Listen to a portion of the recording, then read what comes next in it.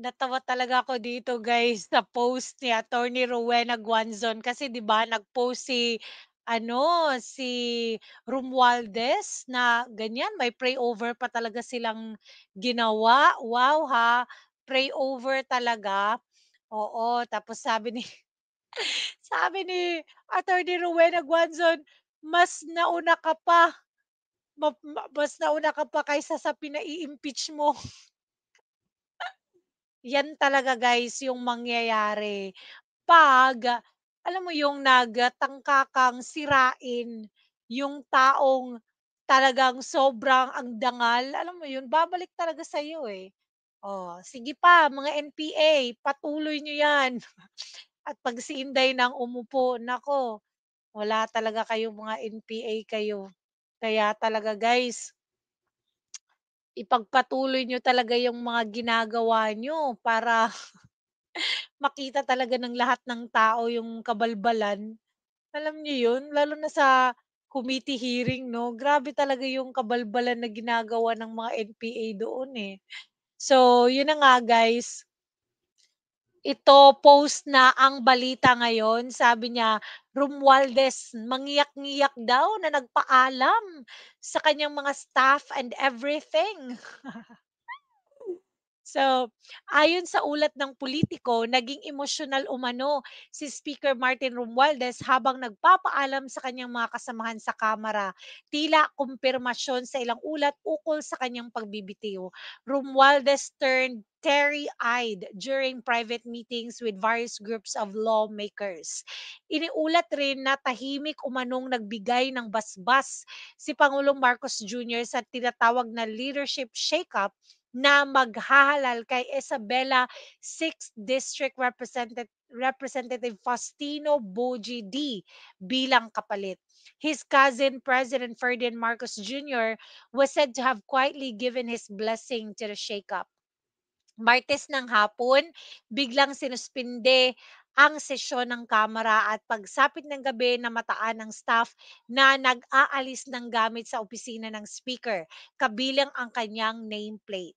Ayon sa isang insider, tinanggap na ni Romualdez ang kanyang pagbagsak matapos mapagod sa paulit-ulit na depensa laban sa kontrobersiya, kabilang na ang flood control projects at anomalya sa pambansang budget. Buti naman at na-realize mo. Pero gano'n-gano'n na lang ba 'yun guys? Paano naman yung mga 'di ba nakulimbat nila na pera, dapat talaga ipabalik 'yun, eh, bilyon-bilyon 'yun, 'di ba?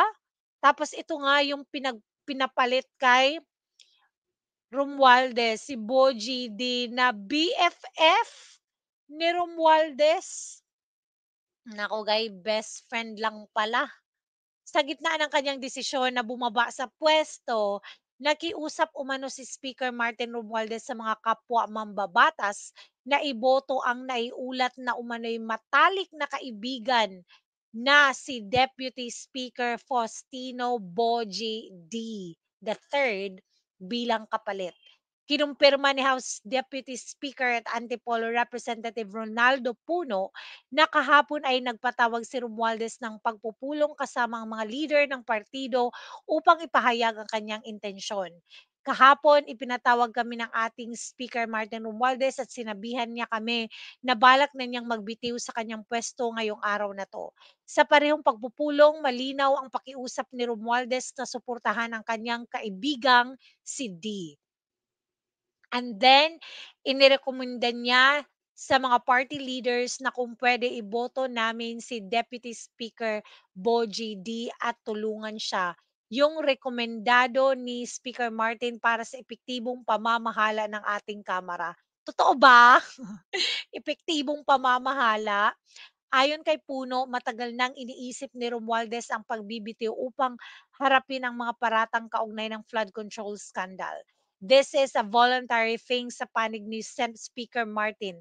Ang sabi niya, ang dapat siguro ay i-step aside, dapat siguro ay step aside, harapin ko itong mga paratang na ito.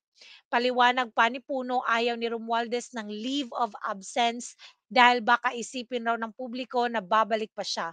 kaya tuluyan na raw nitong pinaninindigan ang pagbibitiw kasabay ng pakiusap ng kanyang kaibigan na si D ang suportahan ng kamera. Naku guys, delikado, best friend lang pala. Ewan ko lang talaga, baka puppet lang din ang mangyayari dito 'no? Siya yung mukha pero yung totoong nagmamando ay si Romualdez pa rin, naku.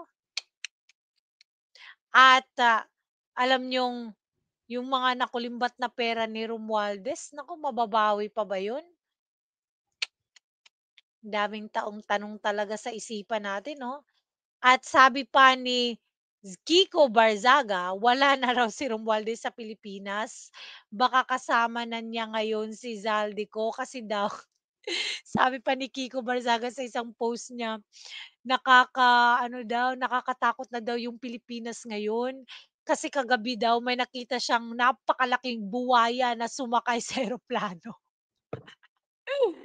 Grabe, sobrang joker talaga ng congressman na 'to guys, nakakaloka.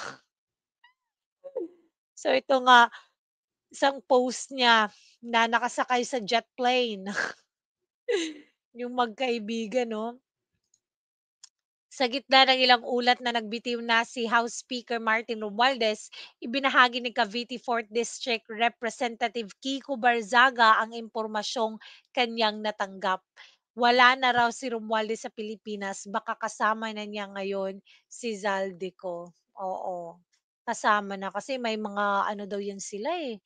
Sabi pa ni VP Sara may mga bahay sa ibang bansa, wow, at maraming jet planes. Naku, pag-uusapan natin yang mga jet planes na yan guys, grabe sobrang dami talagang jet planes.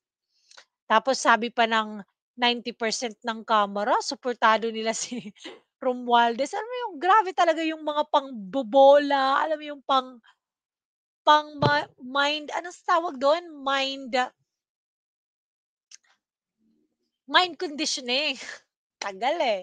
Yung mind conditioning, yung si Barbero sabi niya 90% ng kamera suportado si Romualdez. Tapos sa gitna ng mga sa gitna ng sinasabi niyang ito, ano bigla na lang nag-resign o bigla na lang nagbitiw, 'di ba? Naku, ewan ko sa'yo Barbers. Naku guys, congressman namin 'yan dito sa Surigao.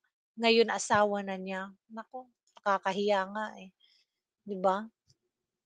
Maging congressman mo yung speaker ng speaker, ang speaker, the name that cannot be mentioned. Sige guys, huwag kalimutang mag-comment kung anong masasabi niyo tungkol dito.